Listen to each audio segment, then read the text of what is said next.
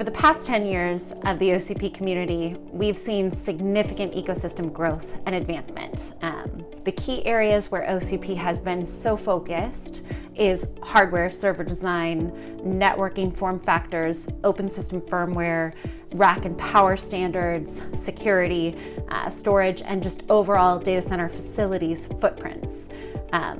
Two of the projects that I think were recently highlighted by Bill Carter that I think are wonderful ones to talk about the evolution over the last 10 years is the 2017 program for telco.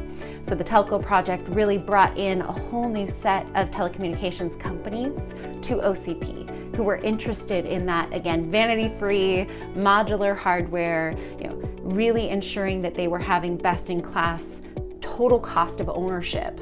So key operators like AT&T, Deutsche Telekom, SK Telecom, Verizon joined OCP, EE, as well as industry leaders like Nokia, Equinix, and Nexus. And that really changed a lot of the focus and tenor of the foundation as we brought new people to the table to share their experiences.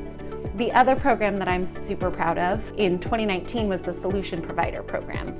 And this was really around kind of two fundamental shifts that had always been, I think, in the OCP Foundation's landscape with partners on the board like Rackspace, but hadn't necessarily been officially something we were tracking or managing. And that really was, the integrated solutions, helping it be easier for ISVs and key partners to certify new designs, but also circular economy. So really helping drive reuse and extended life to amortize, silicon embedded carbon in sustainability over time. So those are the two projects that I'm probably most excited about. In terms of, key learnings, things that we should probably improve upon, I think the pandemic was an incredibly tough time for the foundation. The foundation did a wonderful job controlling expenses and managing things correctly and pivoting to a more virtual world. But that was something that, we're hopefully turning a low light into a highlight in terms of keeping the best of the virtual world and landscape, but really focusing on bringing industry partners together again as quickly as possible with our global summit moving forward.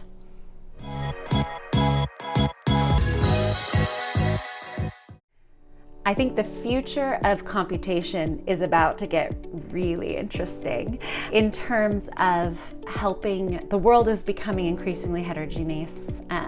It's more disaggregated, and the portion of the world's power that is being consumed by this industry, ICT, however we want to call the industry that is running clouds and operating telco services, these are growing to be more than 10% of the world's computational power consumption. So we have to address this increasingly complicated, increasingly disaggregated, increasingly large portion of the world's power consumption by partnering together. We have to partner together so that we can make the right investments, that we can solve end user problems, because not everyone will operate in every country and meet every country's regulations.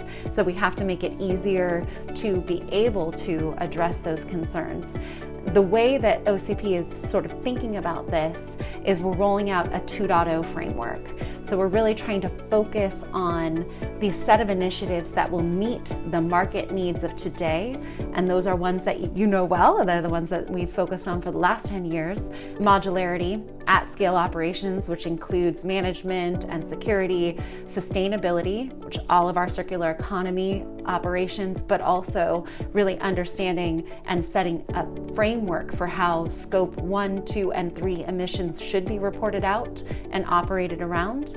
And then integrated solutions, again, that I referred to a little bit earlier, but the work that we're doing in that domain space to help make it easier to deploy systems on all sorts of software platforms and for end user scenarios. The interesting thing that's different about OCP 2.0 is that we also want to seed future innovation. We really want to be the place where partners come together to help drive the future of computation. So the key initiatives that we're looking at in that domain space are optics, open silicon in general, which focuses on everything from chiplets to AI and ML, and cooling scenarios, because we have to come up with better and more sustainable ways to address the heat that is happening in data centers.